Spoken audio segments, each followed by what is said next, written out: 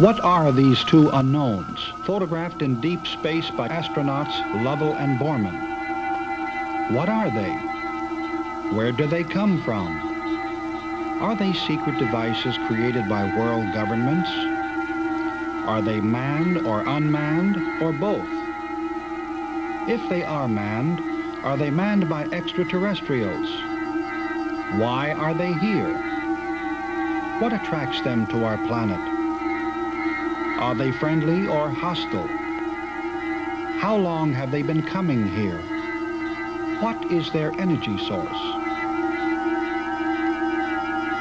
What can account for impossible right-angle turns which violate all known laws of aerodynamics? Why do world governments continue to deny their existence when photos like these continue to appear in newspapers the world over?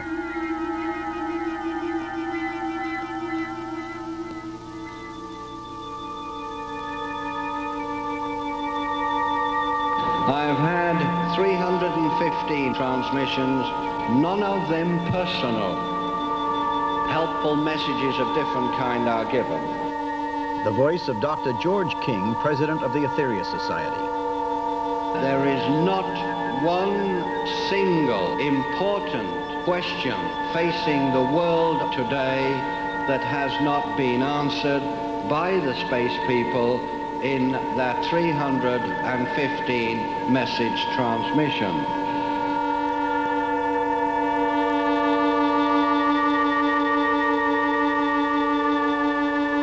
They have not condemned man, but they have made various suggestions how man can help himself to stop wars, to cure all disease, to cure all famine on Earth. We've even had intimations on how desert regions could be cultivated, etc., etc., etc.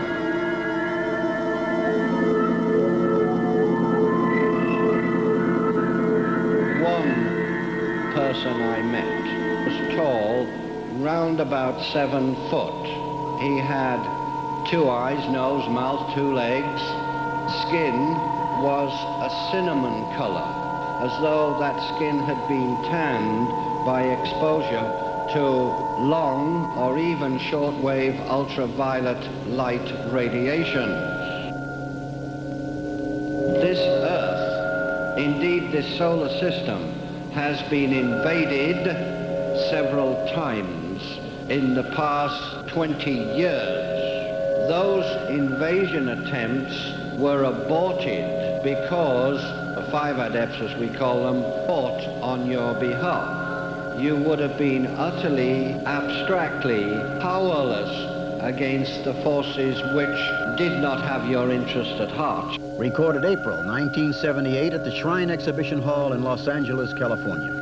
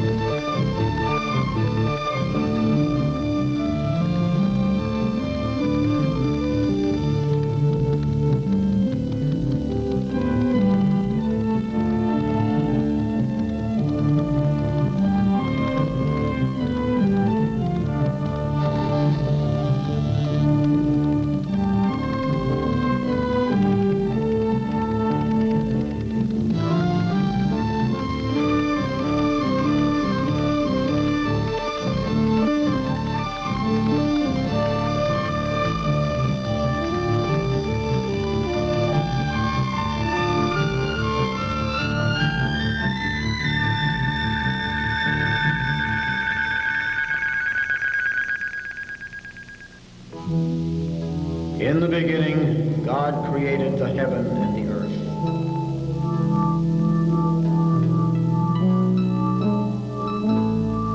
And the earth was without form and void, and darkness was upon the face of the deep. And the Spirit of God moved upon the face of the waters.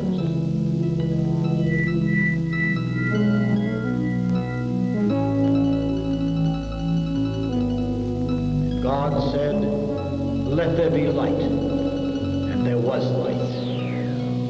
And God saw the light, that it was good, and God divided the light from the darkness. And God called the light day, and the darkness he called night. And the evening and the morning were the first day. And God said, "Let there be a firmament in the midst of the waters, and let it divide the waters from the waters." And God made the firmament, and divided the waters which were under the firmament from the waters which were above the firmament. And it was so. And God called the firmament heaven, and the evening and the morning were the second day. And God said, "Let the waters under the heaven be gathered together unto one place, and let the dry land be." And it was so. And God called the dry land earth, and the gathering together of the waters called he seas. And God saw that it was good.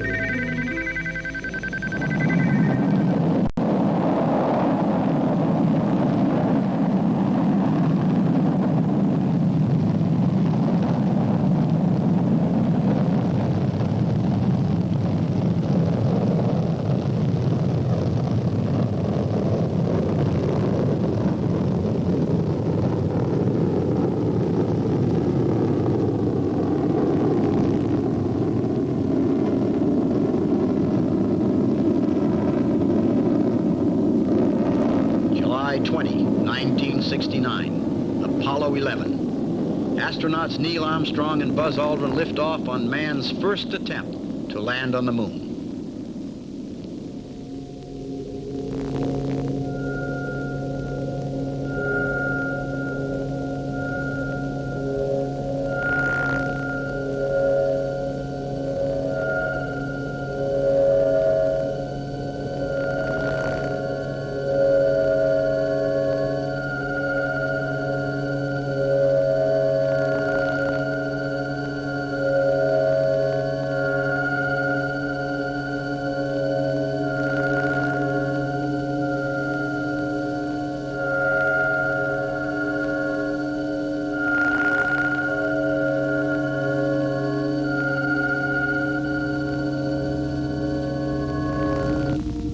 One small step for man, one giant leap for mankind.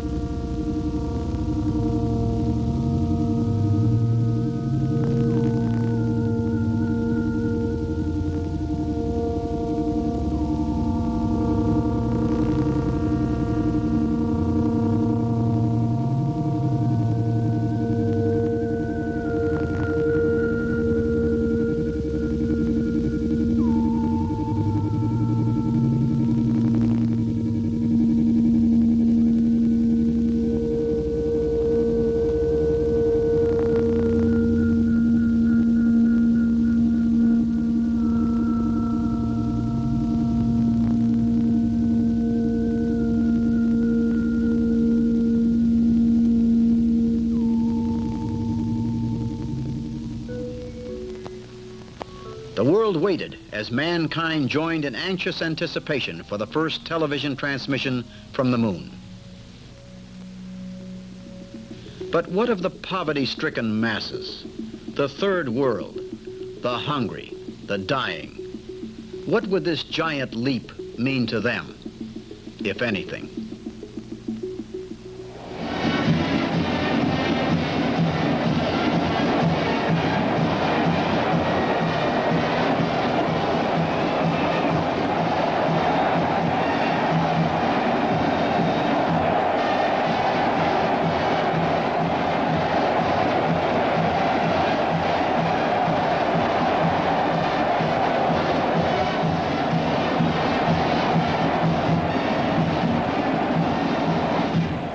Dr. Frank Stranges, director for 14 years of the National Investigations Committee on UFOs. New sciences and industries appear as man probes further and further.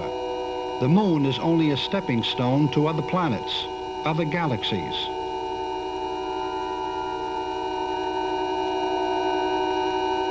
The government is pushing to gather UFO data, confirms Apollo astronaut Edgar Mitchell, who landed on the moon in 1971. Interest in UFOs has been revived and is increasing at all levels in the military, says Mitchell. There have been just too many UFO sightings and too many fighters scramble to chase them.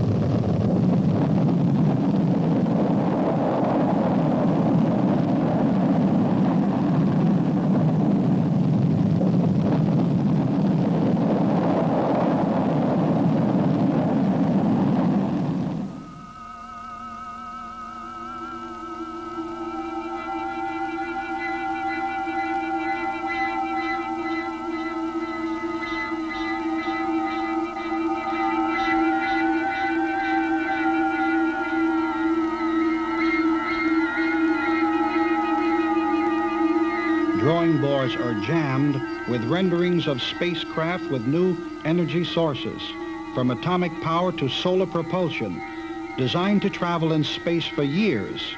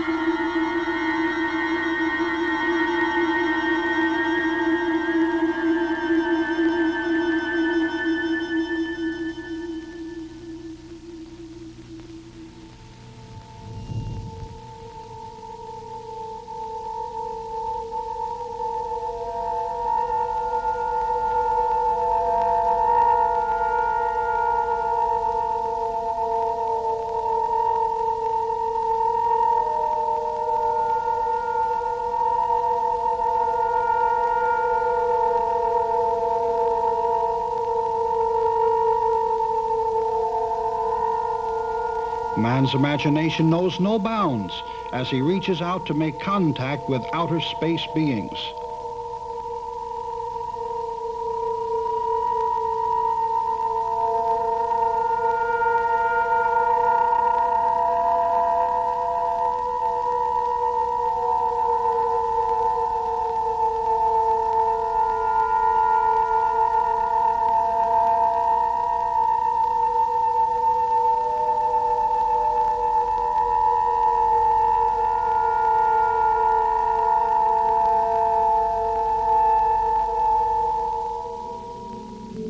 But man must also prepare himself physically and mentally.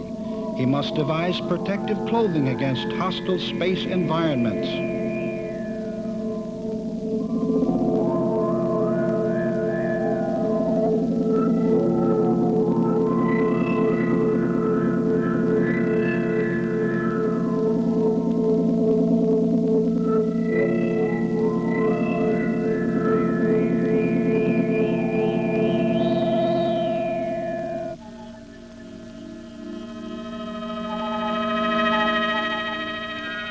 Are there beings in outer space, extraterrestrials?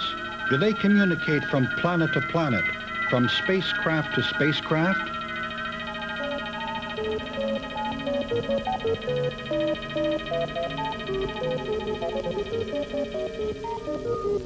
Are they trying to contact Earth physically as well as psychically?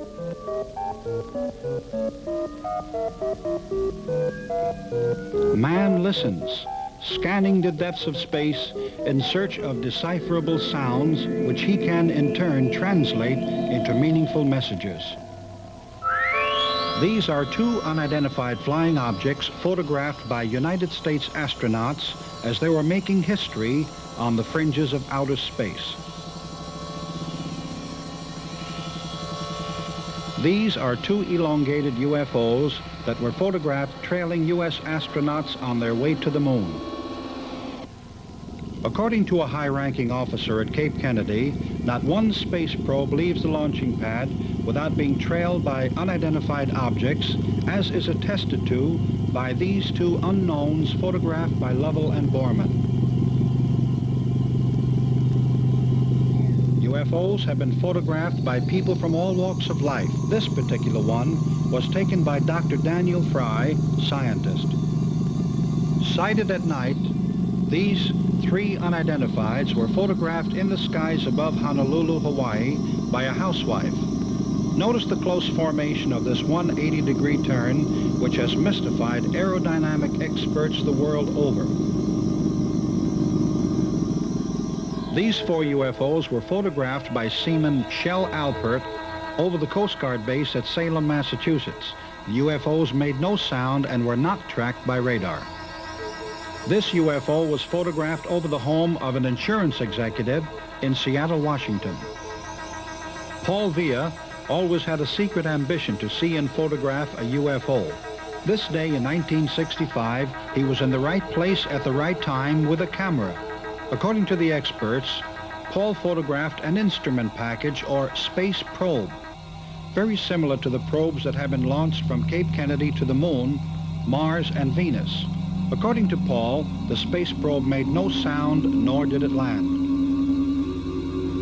This UFO was photographed by a surgeon in Adelaide, New South Wales. This is the first UFO of this type ever photographed in Australia. It was taken in 1962. This is a blow-up of this most unusual top-shaped object. Notice the metallic color. This cigar-shaped UFO was photographed above a small park in the Glendale section of New York in 1967, which was a peak year for UFO sightings in the United States. There are rare occasions when UFOs are photographed in formation.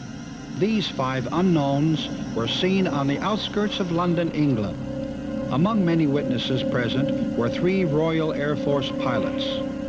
Now this one, unlike many of the UFO sightings, gave off a high-pitched whining sound above Tulsa, Oklahoma, about 1 o'clock in the morning. Many witnesses were frightened, and some petrified with their mouths open. As it departed, the whine changed to a high screeching pitch, sending dogs scurrying for cover.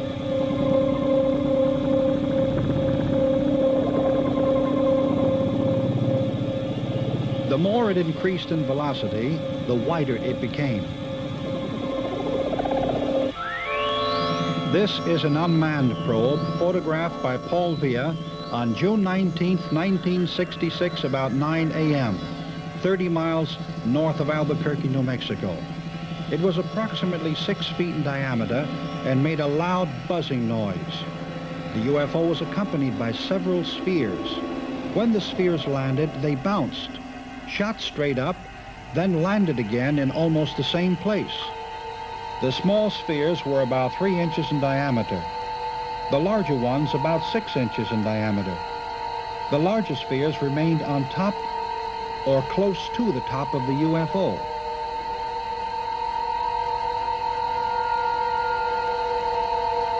The rod on top of the dome is an optical device incorporating a combination of prisms and lenses. The three legs telescoped open as the craft approached the ground.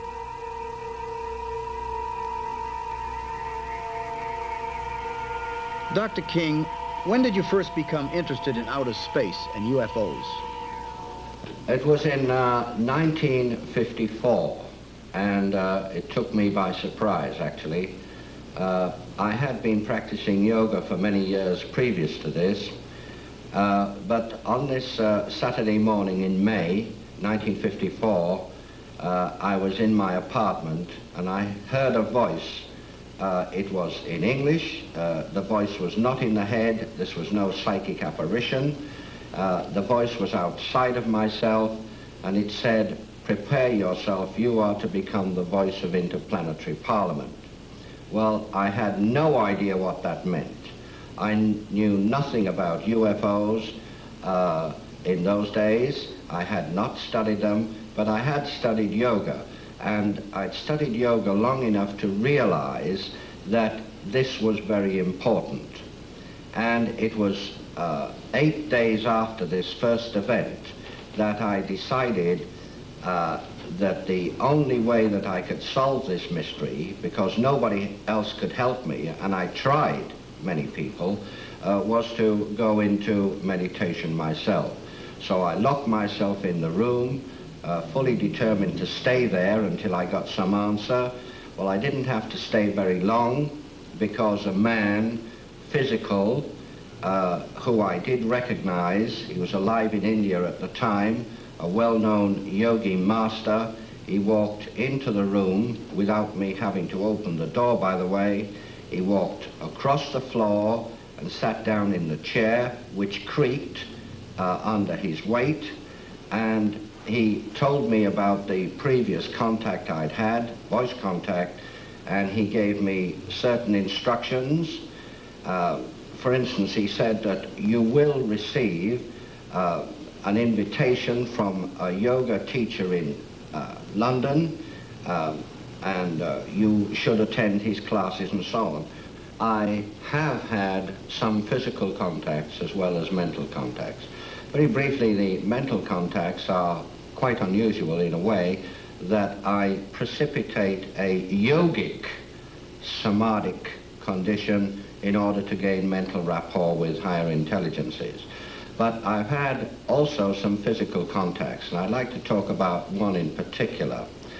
On July the 10th, 1958, I was ordered by the Master Aetherius to present myself in North Devonshire, England, which is in the south of England. And I went there, and I was told that I must carry no metal on the body at all. So I parked the car in a certain place after I'd received further instructions, and I proceeded to a place called Stony Cross, which is overlooking a village called Coombe Martin in Devonshire.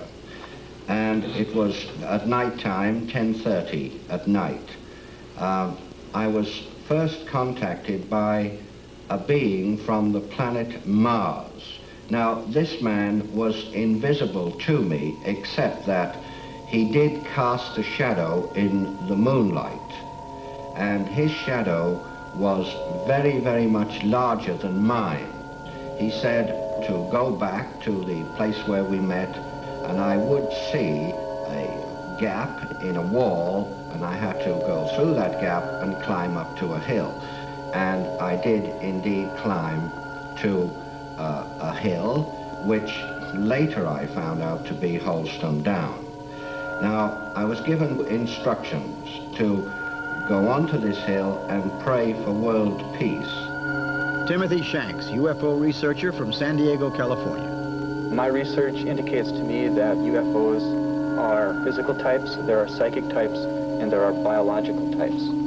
It's a very serious subject around the world now. Who across the world are studying the UFOs? From the United States, we have Brad Steiger, John Keel. From France, we have, I'm not sure he's from France, Jacques Vallée, Professor Hynek, Brinsley Laporte Trench. I consider the work of the late Dr. Wilhelm Reich to be very important. A man named Meade Lane.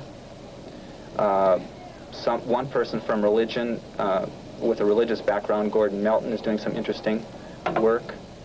In Europe, they are taking it a lot more seriously than here. The Netherlands, Brazil is also, England is experiencing a lot of sightings. All over the world, yes, Japan is interested. The USSR is very much interested. Venezuela, Argentina, Mexico, Brazil, Norway, Sweden, the Philippines, Chile, France, and Grenada. All of these people do officially state that flying saucers do exist, and some of them go even further and say they believe that they come from other worlds. A country that does not believe in the existence of UFOs is a country of deep sleepers.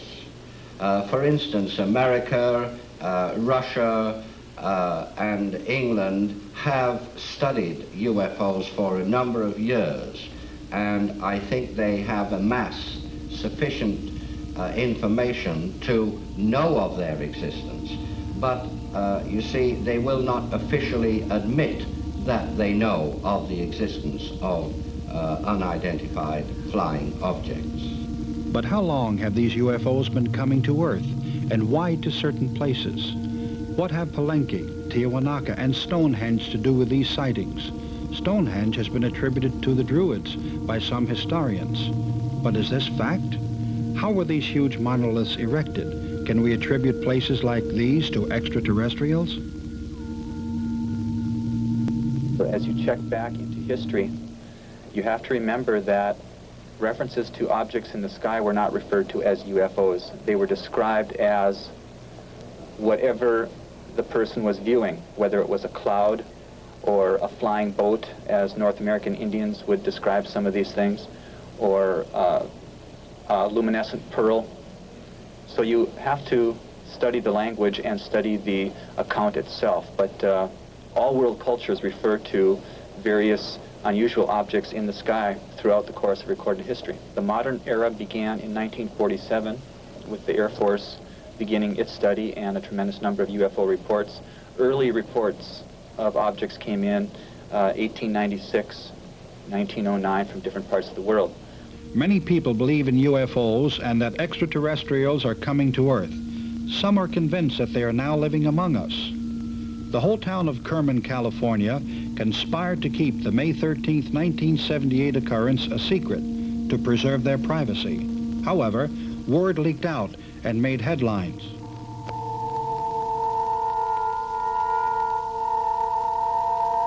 Ruth Norman of the Unaria Society discusses UFO landings and extraterrestrials from her headquarters in El Cajon, California.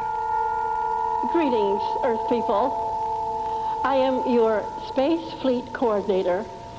I'm the forerunner for the space people who will be landing before long now on your Earth planet. I am the messenger and a forerunner and ambassador from many of the spiritual worlds and the physical planes and the astral dimensions who have come to this your Earth planet to introduce you people to a higher way of life. Almost always when people have a close proximity sighting, that is a UFO very near to the road, for instance, if they're driving along in their car, the car engine will stop and the headlights will go out, etc. This is common. It's happened all over the world. I was sitting in a car and suddenly I had my eyes closed and I was meditating. The car was filled with a brilliant blue light, and I opened my eyes and there was no sound. And I looked up to the sky and there was a beam of light coming down towards me. And then it went out and there was nothing there. Dr. King explains his energy charging expedition requested by space beings. In Operation Starlight throughout the world, there were 18 mountains which were charged through myself as a channel. I did not manipulate the energy for the charging of these mountains. It was manipulated through me by the space intelligences. We have here scenes from Mount Kosciuszko in Australia, which was charged on December the 5th, 1960. We had tough blizzard conditions on that mountain. The last picture shows me manipulating the energy which was put through me by other sources, which caused an initial charge to go into this mountain. The other mountain in Australia was Mount Ram's Head. This was charged on December the 8th, 1960, and we had no problems at all except through heavy snow drifts. These pointing stones have been there for thousands of years. The next set of pictures you see were shot in Switzerland in 1961 on August the 13th, and this is Mount Medrugorflu. And again we had blizzard conditions the day before, but it did clear up considerably when we made our climb. Dr. King discusses his confrontation with a UFO that occurred in Halston Downs, England, on a hillside in the 1960s. When the Master Jesus departed, he moved over to the side of me, and it was then that I regained consciousness, and because I was in a deep trance condition just before that. And I saw a vehicle somewhat similar to this one here, this model here, a flying saucer, a scout patrol vessel, and it came down and hovered a few feet above the earth. I'm not sure how many feet, because I kind of saw the bottom of it, and I saw the three little domes on the bottom, and I saw a bright green ray, very, very bright green ray, come from the bottom of the saucer like this, and Jesus stepped to one side into the ray and he disappeared. I believe he was taken up into the craft in that way, because I saw this craft move through the heavens and join two more craft which had been hovering there during the whole experience. It was an amazing happening. It's something which really did affect me very, very greatly. Brian Scott, Orange County, California, goes into a trance state, using his body as a telepathic channel to receive and transmit messages from a being known to him as Voltar. Our cameras recorded this as it actually happened. We have edited the hour-long session to show you a portion of this extremely incredulous and dangerous experiment. Yonder. Go. 020-020. We understand that the probe wishes to impart information at this time. We're willing to receive this information now.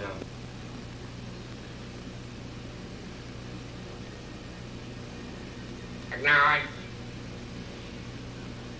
Unity. Transfer. Voltar. Delay factor. 7. Relay. Open. Daniel. Physical. Energy. Displaced. Unity of the Council.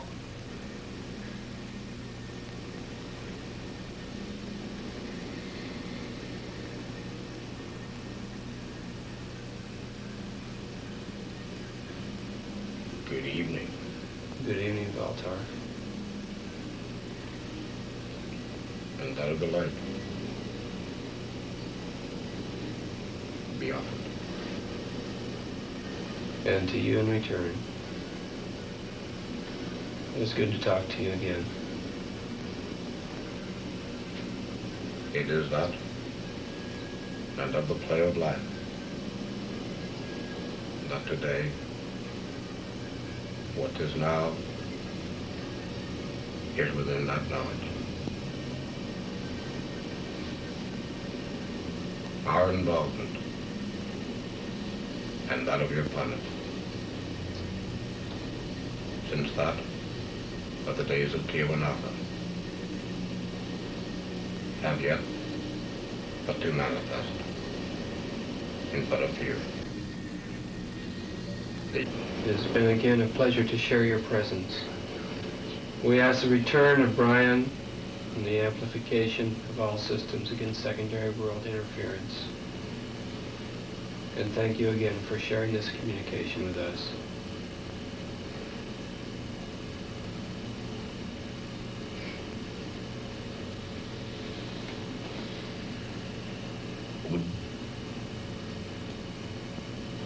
Execute. Logic input. Put off. Return. Stop. Open. Lock.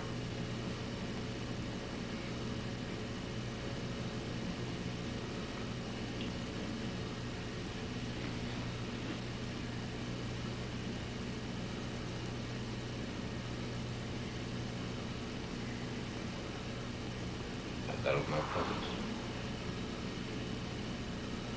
Upon that of the world yet to be. Is now. Yeah? Yes, Brian. Yes. The time in South America. Yes, it was very strong. Are you speaking from there now? As the eyes are rolled back. It is now that of their land. There is much sorrow. Danielle's decision has upset many people.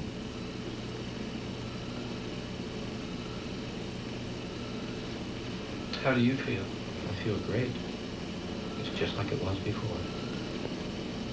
There is so much to learn and so much to offer. It's nice to remember to what it was a few months ago. Wow. How about some air? You'll pin the needle. What was... Jeez. You were right there at the end.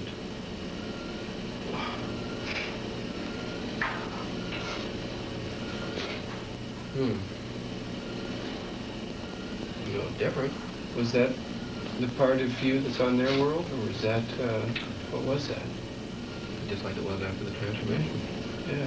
Same idea.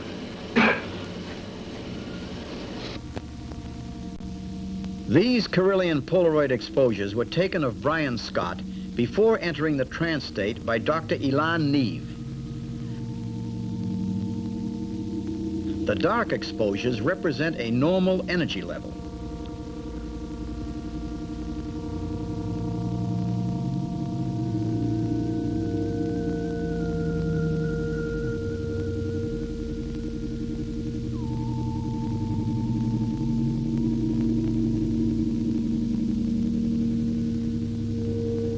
The light-colored photos that were taken while Brian was in trance are considered rare and unexplainable.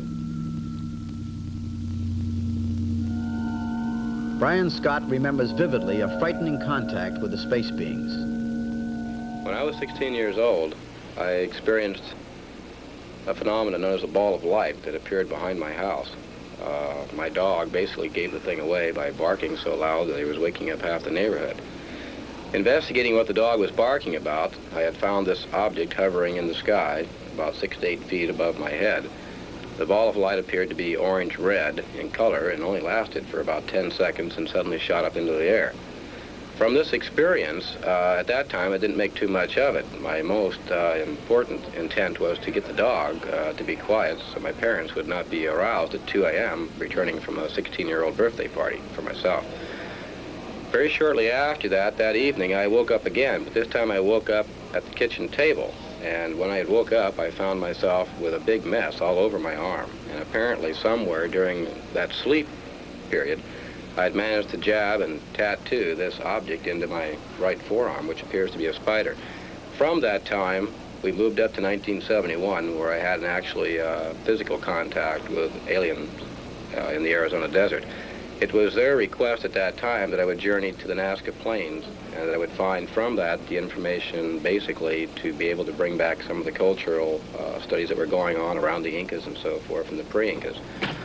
Nothing about the spider when I was 16 made very much sense. In 71, it didn't make much sense either. But in 75, when we really got into all this and started taking some of the journeys they requested me to do, we did find that some of the stuff they were talking about was being the tie-in. And apparently it became something that I myself had eventually asked, why me?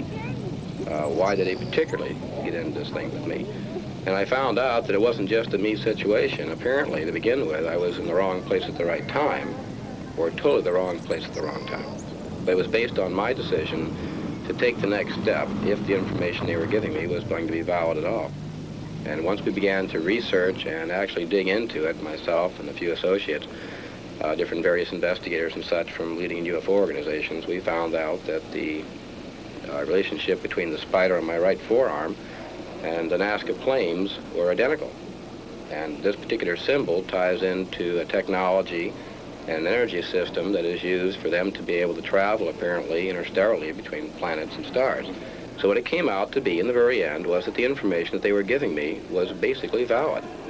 And what they were telling me, I had some belief in what they were saying. It was from that point that I decided that if the information they could bring forth to me or through me and other people who have had an experience like this could be put together in some nutshell where we might be able to offer the information to the general public in a way where it would actually prove the phenomena as being either real or unreal, we might be able to get a handle on this UFO thing, the unknown. The unknown.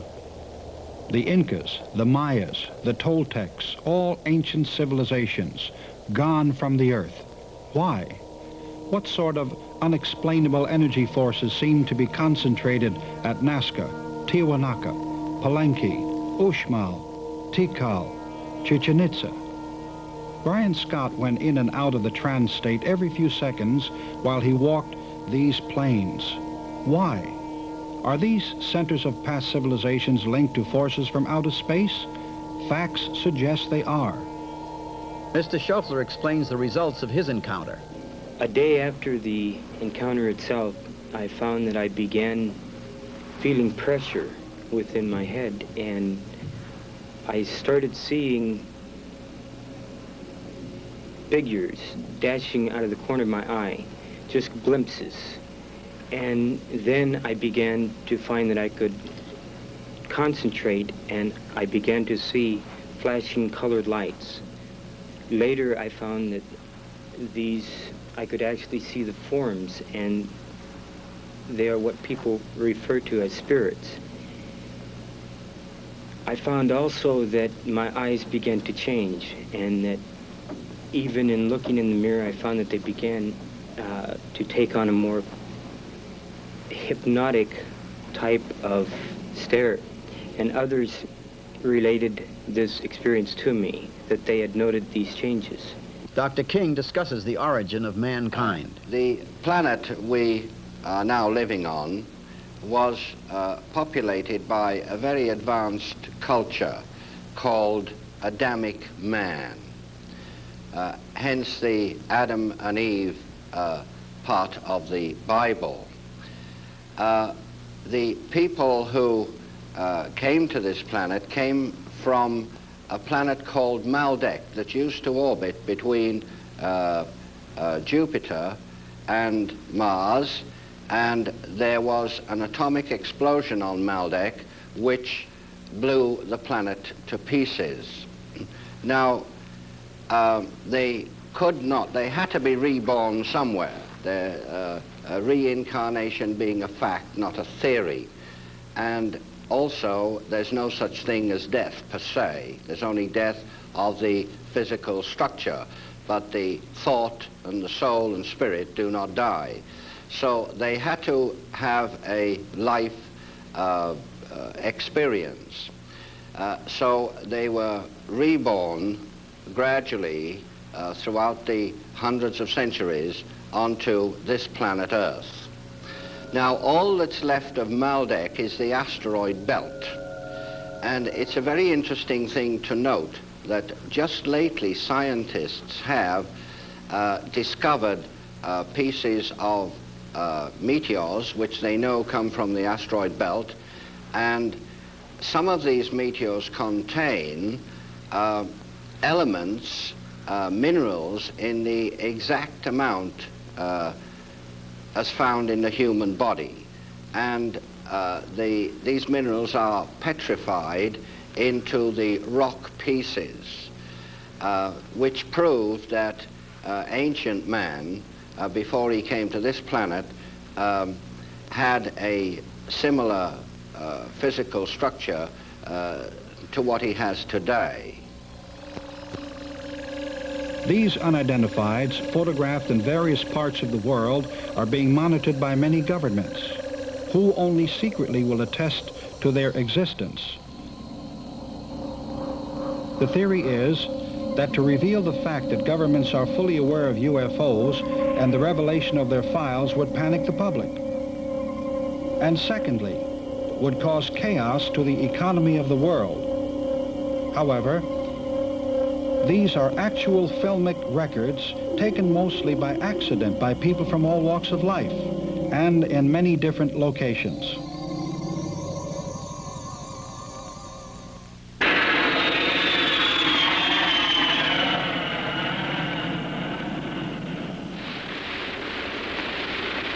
The date, Tuesday, June the 24th, 1947.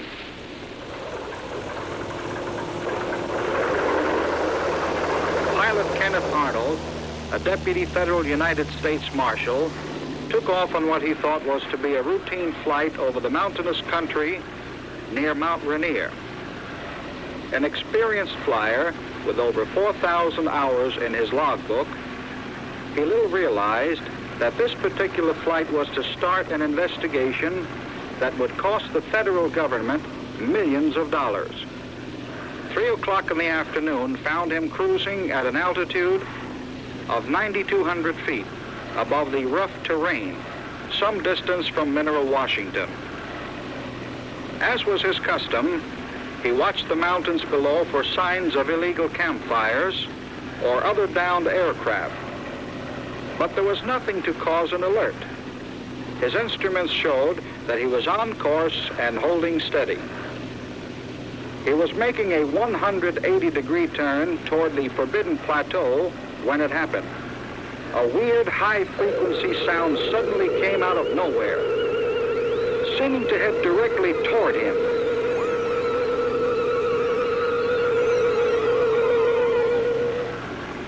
Arnold banked his plane sharply, thinking he was buzzed by some new type of jet fighter. Leveling off, he tried to sight the offending jet and perhaps get a number or description to report the incident. A mid-air collision over these rugged mountains meant little chance of survival. He checked his instruments again, and to make sure that he had not drifted into another flight lane, a lane used by experimental aircraft, he was still on course. Then, without warning, it happened again. Arnold pulled up sharply as the weird sound engulfed him. Only this time he saw what had buzzed him. Far to the left and toward the north, a formation of very bright objects moved through the sky in the vicinity of Mount Baker. They were flying at a fantastic speed, their silvery outlines clearly visible against the dark mountains. The strange saucer-shaped objects flew in an echelon formation, and then, gaining altitude, shot off into the blue and vanished.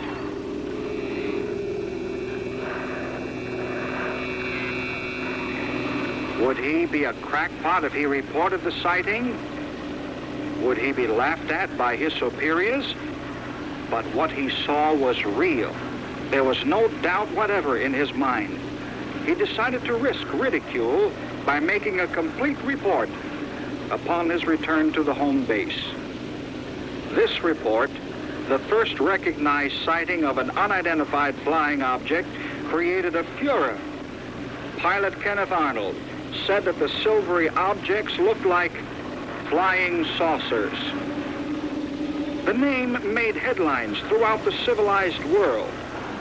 Arnold may not be remembered, but his coined phrase, flying saucers, will never be forgotten.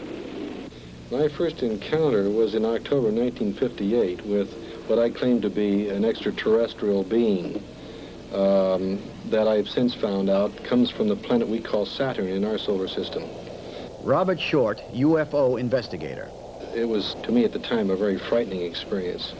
The being said to me, "We have come down to make an adjustment in the power of our craft. We will see you at a future time." And I thought, what criteria do I have to understand it? And it wasn't until several years later, in fact, after another individual had another experience with the same individual, that I began to understand that my work, as of from that time, would be through the auspices of the solar government on Saturn in this system. And all message work that I do or channeling that I do would be through their auspices, through the subspace radio network in this system. Ruth Norman tells of Earth landings from various planets. There will be many planets, 32 different planets in number. They are all physical planets, some within the solar system and some outside. 32 in number. And they will all land simultaneously on the Earth world. About 3.5 years ago, I was inspired, prompted by my space brothers to purchase some property about 40 miles north of San Diego. It's near Yamul. It's 67 acres for the spacecraft landing. Now, just one craft will land there, and we will have the other 32 craft to land at various points on the globe. Mr. Arman recounts his first experience with UFOs. I was in Los Padres National Forest on the wilderness area, and we were hunting Russian boar. And I thought I seen a Bigfoot, and I instantly thought $1 million, shoot it and make $1 million. And I drew on it, and I couldn't pull the trigger of my pistol. And I tried for 5 minutes. While it watched me, I put the pistol back in my pocket and took off running. I was scared to death. And I went back to my friend. I told him about it, and he says, well, you must have been hallucinating. I said, okay, I was. And that night we were in the tent playing cards, and we just finished a hand, and he was looking out the tent, and he says, he turns to me, he says, Norman, look at the funny lights up on the mountain. The mountain was about 3/4 of a mile away. 3 of them, and they got larger and larger. And then I jumped up and stood in front of the tent door, and a blue one flashed across the side of the mountain. Another one came over the top and lit up about 3 acres. And I turned to him, I says, Joe, did you see that? And he had his head covered up. And I went to shake him. And he says, I'm asleep, leave me alone, leave me alone. And just then our campsite lit up as bright as day, and we blanked out. Thomas Miller on UFO propulsion systems. They do fly interstellarly. However, they do not fly in the same manner that the rocket ships fly or blast off from Earth as we know it.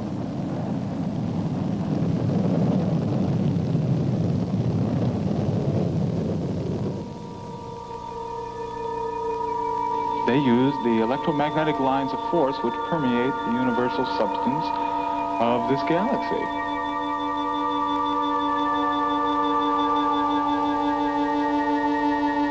The brothers on the other planets have evolved much more rapidly than the people on the Earth, and the ones that we have contacted have transmitted their messages to Earth, and they have given us pertinent information of instrumentations which they will help us build and construct when they do make physical contact, such as an energy device which will use the natural oscillation of atom structures themselves.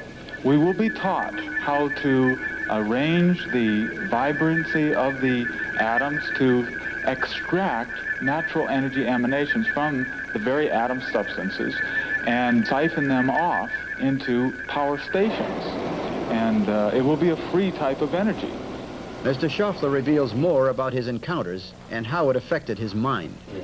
Well, I found that I not only could see spirits, but I began to see buildings where I knew there were no buildings. I could see birds in the sky, just patterns of energy. I saw auras off of chairs, off of houses, off of literally everything I saw at nighttime, just before sleep or while I was in a sound sleep, that I would be woken up and I could hear as though someone was talking to me, as clear as if you were talking to me now, telling me that I should go to these different places for different experiences. They will be landing very soon. As soon as the Earthman himself steps up his consciousness and receives the Space Brothers in an open, receptive way where they would lay down their weaponry, where they would lay down their hatreds, because the Space Brothers bring a whole new science of life, a whole new way of life, which will change and restructure society as a whole. And we will start to tear down the various prejudices which we have had, not only among ourselves, but against life on other planets, life on other worlds.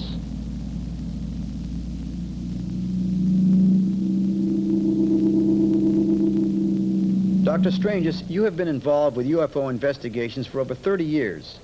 If alien beings were to land, do you think they would be friendly? That's a good question. UFOs have had this Earth under surveillance for many thousands of years, and if they were going to attack or cause the human race any problems, they would have done so a long time ago. But there have been a few cases where some cattle and some people have even suffered because of so-called negative saucers. Someone said if these are intelligent beings from outer space, they couldn't be too intelligent if they're visiting the planet Earth.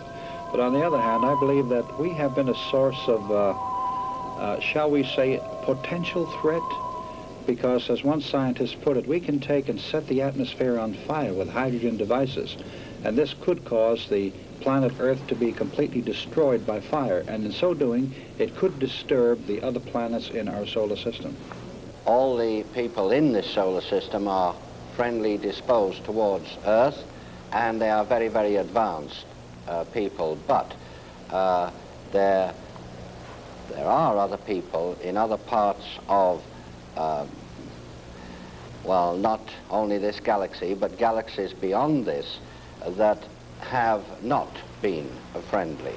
In fact, the solar system has been attacked by outside forces in the last few years, and in order to repel these forces, there was something which we might call a galactic war.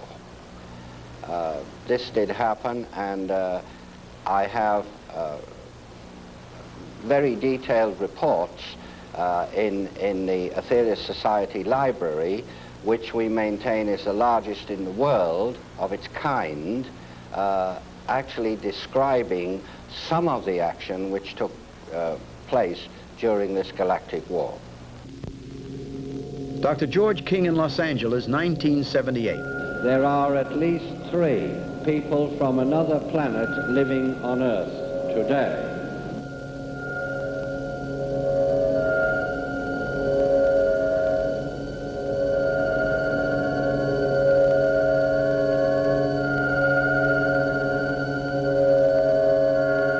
These 3 people are living in Earth physical bodies.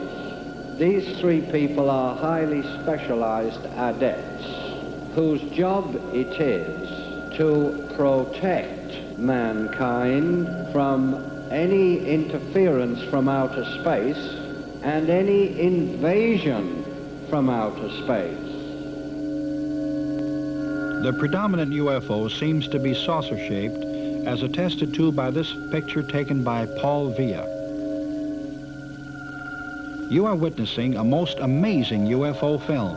It was viewed by the United Nations Outer Space Affairs Committee, the Congressional Hearing Committee on UFOs, and by the government-sponsored UFO investigation conducted at the University of Colorado, where the film was also viewed by the late Dr. Werner von Braun. This 16mm film was shot by Dr. Daniel Fry, a fully qualified scientist, and has been judged as a most valuable contribution to UFO authenticity. Experts have concluded that UFOs may have different planetary origins. If space beings exist, and they do travel in these space vehicles, there is nothing to prevent them from inhabiting various areas on this planet. Our egos would have to be enormous to think that we are the only intelligent beings in the universe. This picture was taken in France in 1967. It remained motionless for 4 minutes. These 2 UFOs were photographed over Taormina, Sicily. They remained silent and changed position 4 times before vanishing. This photograph was taken during the International Geophysical Year by an officer in the Brazilian Navy. These objects were seen coming out of a cigar-shaped vehicle in Morristown, New Jersey. Early one Saturday morning, Mr. George Stock was aroused by his son's shouting, "There's a flying saucer above our house." This was in New Jersey. Some UFOs are motionless while others revolve. Dr. King, have any creditable writings been done on extraterrestrials and flying saucers? Yes, indeed. There certainly is. It's called the Holy Bible. It's one of the best flying saucer books ever written, as a matter of fact, although it wasn't written for that purpose. It's filled with accounts of extraterrestrial visitors and vimanas and lights in the sky and flames in the sky. And we are informed by the Cosmic Masters that the Star of Bethlehem was indeed a flying saucer. It could not have been a star, because if any star had moved through the heavens and suddenly stopped in the position that the Star of Bethlehem did stop, this would have upset the gravitational field of the whole solar system. And we'd have probably had a tremendous disaster, certainly on Earth, if not on other planets as well.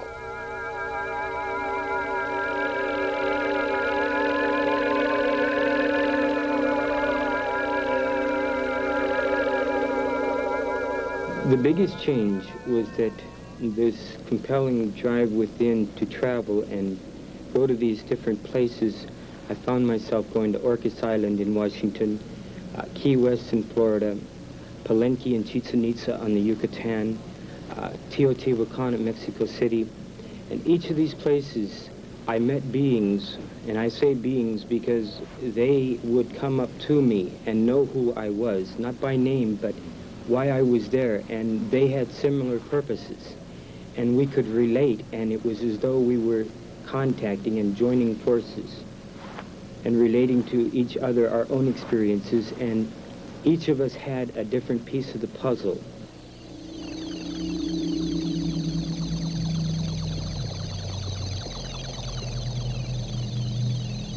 Alan Michael reveals his first encounter with alien beings and discusses his visit to a UFO. The first one, I was enveloped in a shaft of light. And as I went up this shaft of light, I just looked back, saw my body, and went right up out of it, right up the shaft of light into a mothership in outer space. This was a ship I had incarnated into this body. I was just returned to be with the people I was with before I came here in this body. There are some 2 million people in telepathic bodies on this planet now, making ready to receive Earth people, to bring them into the kingdom of God. We interviewed Carl Anderson at the Long Beach Naval Base in California. He has been a government employee for over 20 years. He presented one of the most unusual UFO encounters on record. Space people describe how the ship was propelled. Yes, they told me all about the propulsion of the ship. In fact, they told me that the interplanetary spacecraft are what we've come to call flying saucers, and they told me that the craft was essentially a flying electrical motor. The field coil turning in one direction, the rotor or the armature going in the opposite direction, propelled by a power in the center, such as a battery of a type which we're not familiar with. They told me that when these two counter-rotating sources revolve to a speed relative to the Earth as it turns in its axis in relation to its mass, that it becomes weightless due to the fact that the electromagnetic lines of force thrown off by the craft repel the magnetic lines of force that the Earth creates, and thus propel it away from the Earth's surface. Now, by reverse polarity, this can be made to attract and thus pull back toward the planet again. By neutralizing this effect between the attraction and the repelling force, this is how they are known to hover in one spot.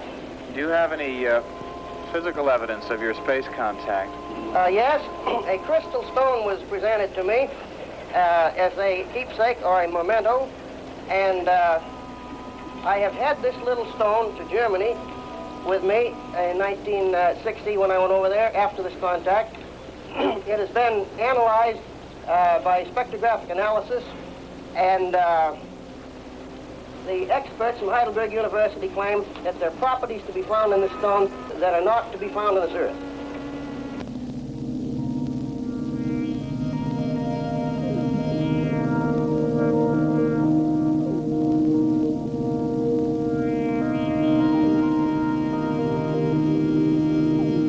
Since man's first giant leap into space, countless industries have led the way into yet unexplored fields of aerospace sciences and space medicine.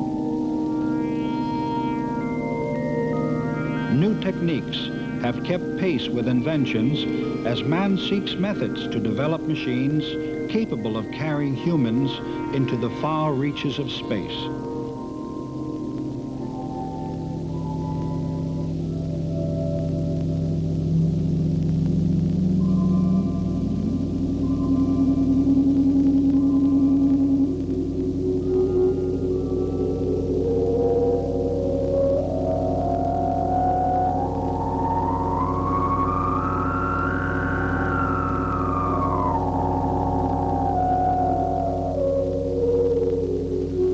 Mr. Sherbin, would you please explain how your model corresponds to UFO propulsion systems and how it ties in with the reported rapid and erratic movements of flying saucers?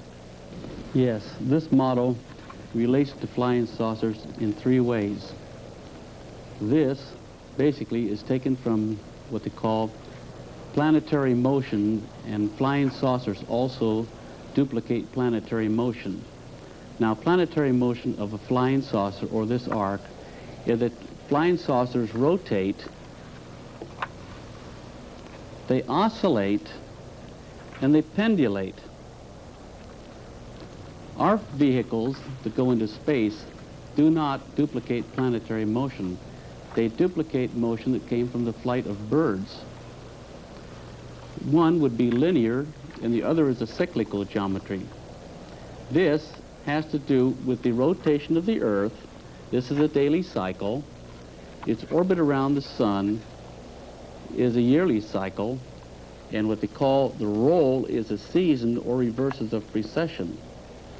And this duplicates flying saucers and also upsets our concepts of gravitational forces, because this is a pendulous force that overcomes what we consider inertial force and reverses rotation in violation of our laws of motion. And science cannot explain this because science has never proven its laws of motion, and this is a definite violation of the laws. How does this apply to Einstein's theory of relativity? Einstein's general theory of relativity is not really true. This is the model of relativity. It's of cyclical relativity, and I have a physical model. Einstein's special relativity is based upon the equivalence of gravitational and inertia mass. Both inertia and gravitational forces have never been proven by physical experiment. Einstein merely had an idealized experiment where the experiment is imagined and the results are imagined. He has no foundation whatsoever for his relativity. This does have a foundation for relativity in that you have the rotation of the Earth, you have the pitching, which is its orbit around the sun, and precession, which is our reference into the galactical system. So here you have a celestial frame of reference, and Einstein has nothing at all whatsoever. And here you have gravitational forces here, which will overcome what they call inertial forces, which definitely disproves Einstein's general relativity. Here's a model of cyclic relativity disproving general relativity. How did you arrive at the particular shape and measurement for your arc? And how does this configuration relate to motion sickness as we know it? These were taken from the dimensions that God gave to Noah from the book of Genesis. It states an arc, and Moses was placed in an ark of bulrushes. It gives the length, the width, the height, and the camber. Thou shalt finish at the cubit above. By building this shape of an arc this shape, it is actually a mathematically perfect boat, because it's taken from arcs, which an arc is the most perfect of all created forms. Now this particular shape, all the forces in the ocean are compressive strengths. So being a spheroid, it's the strongest on compressive strength. It's the strongest on both cantilever and truss stresses. And this boat does not broach to. It quarters lines of force. But one of the most remarkable things about it is that there is no motion sickness. And this is what happens. What gets you motion sickness is the liquid in your ear slopping back and forth. Now, this has what I call double pendulum stability. This is like a compass being placed in quadrants. So when this is in the ocean can move around it, and the boat will always remain perfectly stable, where any other type of boat will broach to in the seas and start rolling and get you sick. So this boat, if you're going to put a large amount of passengers in it to withstand a storm, this is the shape that I would use. And it would also be a perfect survival craft in the form of kayak today. Say we had an atomic blast and you had to get out of the cities, this is the shape I would use. And since it also duplicates the planetary motion of flying saucers, and there's no motion sickness, they must be able to transport themselves through space and just make any type of move they want, but they would feel no motion whatsoever inside. But they must be highly advanced on this type of geometry.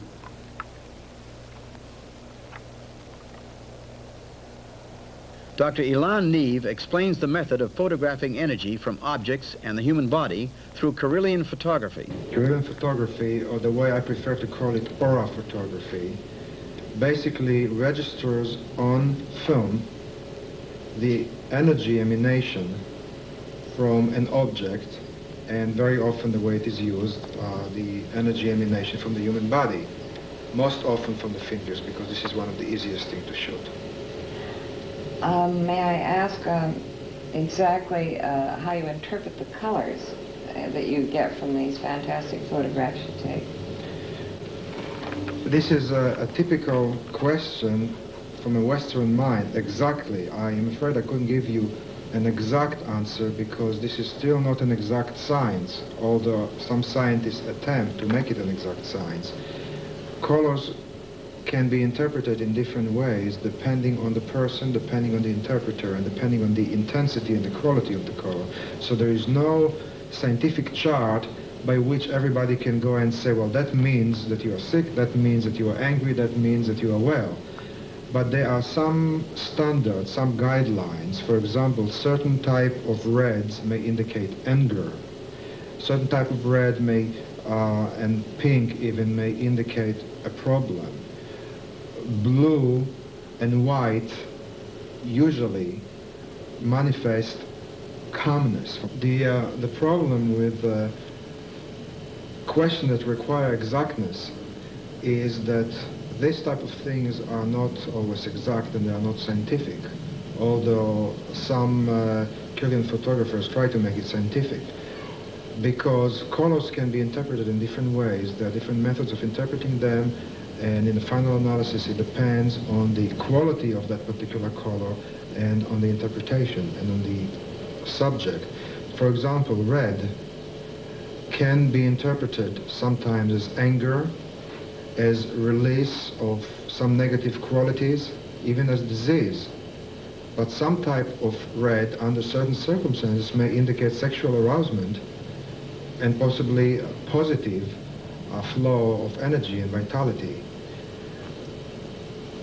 As a rule, however, colors such as blue and white are considered very positive.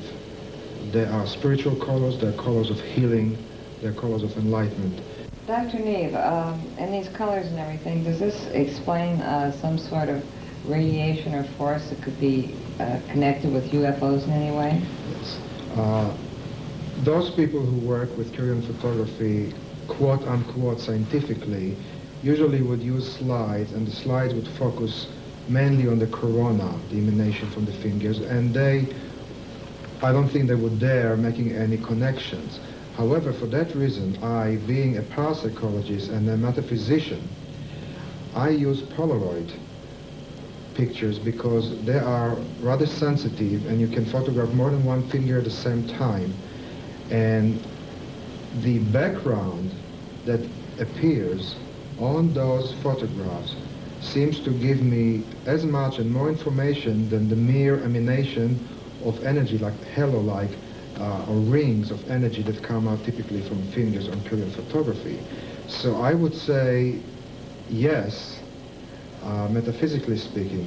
We have some very interesting, some people call it weird experiences, where we actually get faces on film while all you exposed were fingers. And in fact, we had cases where students focused on trying to bring to them a guide. And as you know, a guide can be a spiritual guide. It can be actually a being from a different planet that is guiding, overshadowing this earth. And actually faces, recognizable faces, would appear. Sometimes we had even more strange experience where faces that were similar to the person I photographed appeared, which may establish some kinship.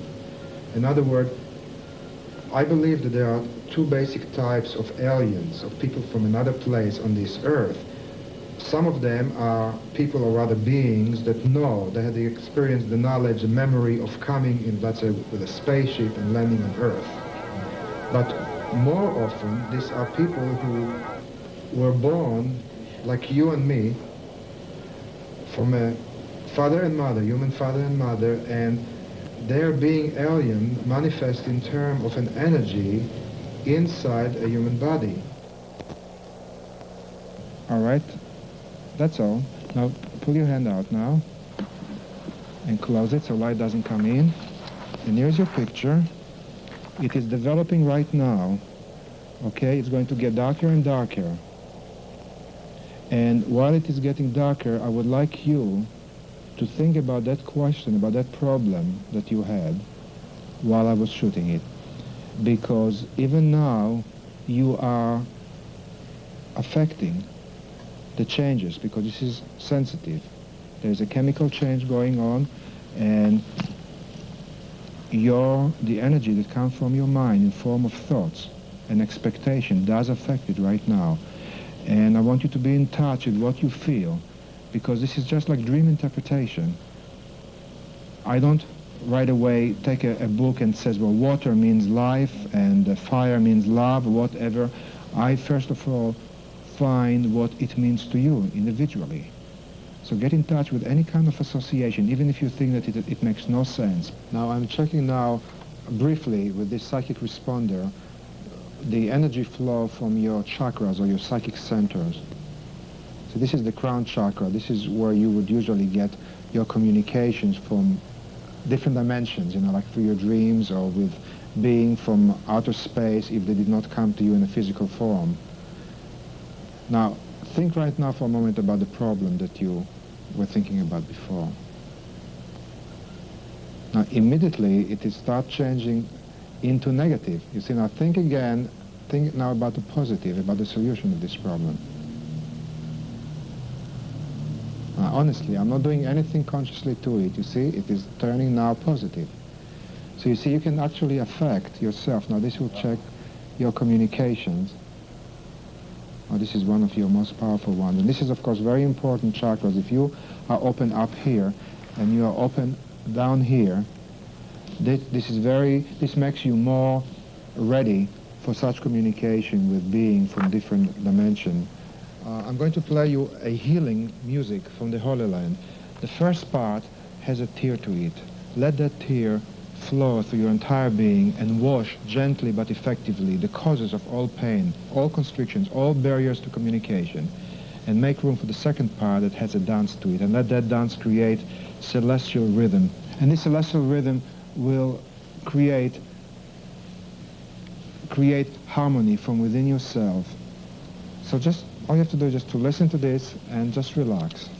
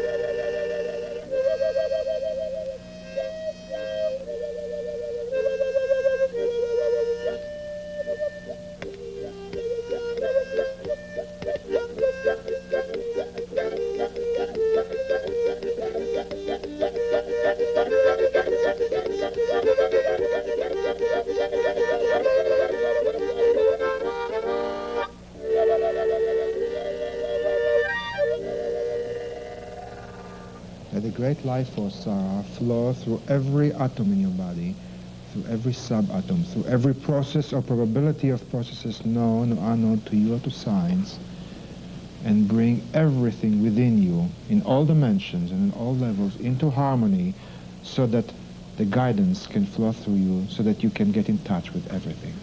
And so it is. And when you're ready, you open your eyes and be wide awake, feeling it being perfectly well and perfectly one with all. Dr. King, can you tell us something about ancient civilizations on Earth and their relationship, if any, to UFOs and space beings? Yes, there were ancient civilizations.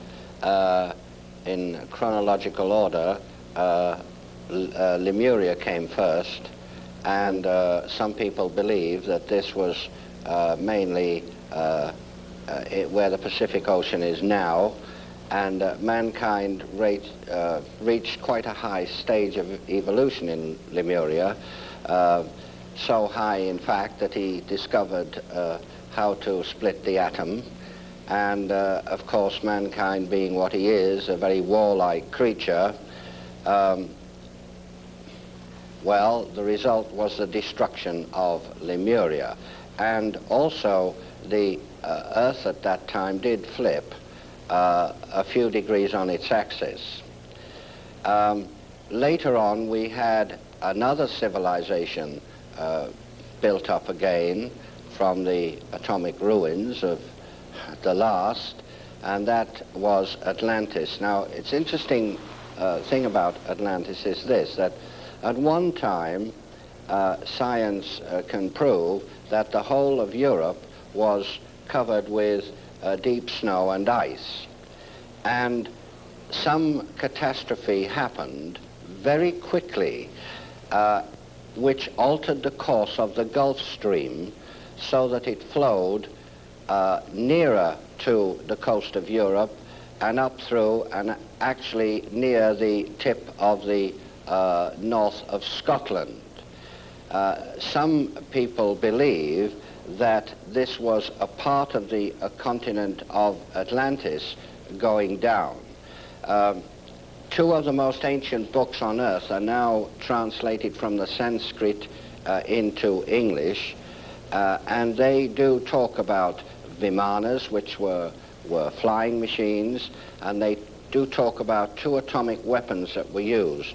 One, the Brahma weapon, and the other called Indra's dart.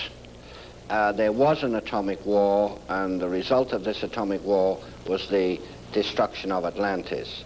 Again, it's very interesting to note that people are now making quite some discoveries in this regard. For instance, they found a huge road about 100 foot beneath sea level. This road is made of very, very large stones which do not belong in that area, and these stones are fit very, very closely together. The stones, they estimate, weigh hundreds of tons each, and it's possible that the Atlanteans had powers which we do not have today. Dr. King expounds on types of UFOs and their propulsion systems. We have the large mother craft. These can be tremendous size. They have a capability of, shall we say, tuning into natural magnetic forces which do flow very freely through this galaxy and transferring that into kinetic energy. The usual type of scout patrol vessel, like that in this little model here, which, by the way, is made exactly to scale. This is a model of a scout patrol vessel, which is about 32.5 feet in diameter. Now, this vessel here has three propulsion units. One I won't mention at this time, it's too complex. The other, again, it's capable of tuning into the natural flow of forces throughout the universe. But the third one is very interesting. As these vehicles operate for the most part quite near to a planetary mass, such as Earth or another planet, they're able to reverse the flow of gravity. The space people know, by the way, that gravity has two poles, rather like a magnet. A magnet has a north and a south pole. Gravity has a positive and negative pole, and they're able to reverse the flow of this gravity so that a planetary mass can repel the vehicle or attract it. This is often the reason why some scout patrol vessels fly in a rather, shall we say, erratic manner. This is an artist's impression of the third satellite. On the top, there is a huge crystalline dome for collecting the sun's energies. At the bottom, there's a power matrix for transmitting the sun's energies after they have been conditioned by the enormous crystals within the craft. This next drawing gives you a rough idea of the position of the third satellite. You see the impression of the sun, the energy is being collected by the dome at the top and transmitted to Earth through the power matrix at the bottom. Dr. King explains the universe's dependence on the sun, not only for energy, but for its material existence. All life in this solar system, and we are told in other solar systems too, is dependent upon either this sun or their respective suns, whichever it might be. You know, the sun is very, very important indeed to us, far, far more important than people realize. The master Aetherius has made this statement, which science will not understand for the next 1,000 years, but he has said, talking about the physical aspects of man, you are all solidified sunlight.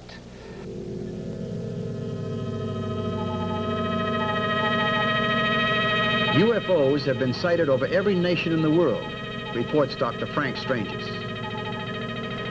The National Investigations Committee is a group of individuals throughout the world that's solely dedicated to scientific research, evaluation, and investigation of UFOs, and it's also open to the public.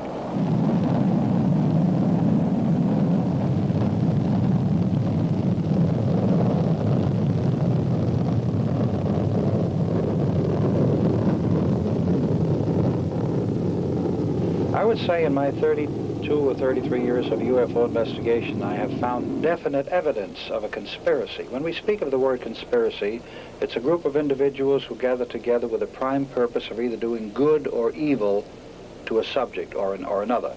As far as UFO conspiracy is concerned, yes, there are forces at work to squelch all valid UFO material.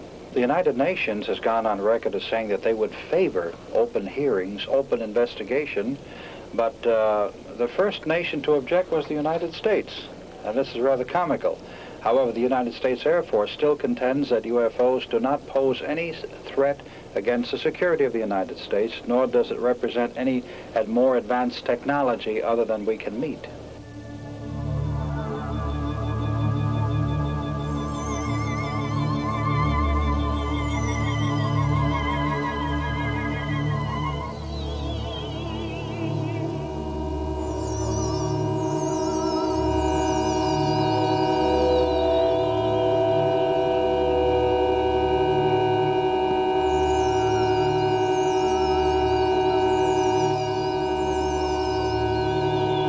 Reverend Robert Short, founder of the Blue Rose Ministry in Yucca Valley, California. I believe that they want us to understand that basically, coming right down to it, we really are one race of people, united under one supreme being or created life they call ageless life, Almighty God, Father of lights. And that we, as the children of the Supreme Creator, have our decisions to make insofar as trying, if we can, to put forth the willingness to achieve peace in our time, rather than bringing us to the brink of what we call an Armageddon. And so far as I know now, the peace efforts, even though continue to be tried, is like the old axiom, when they cry peace and safety, there will be none. We are headed for the final countdown, unfortunately.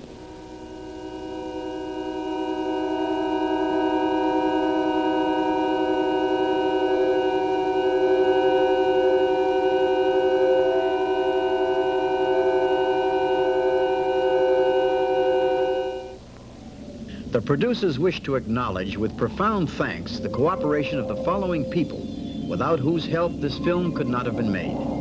Jim Frazier, Dr. George King, Dr. Frank E. Stranges, Ruth Norman, Reverend Robert Short, Dr. Elan Neve, Brian Scott, Gabriel Green, Dan Fry, Thomas Miller, Mr. Schaufler, Mr. Arman, Alan Michael, Carl Anderson, Timothy Shanks, Charles Sherburne, Sarah Nickerson, William Young, and Steve Shutak.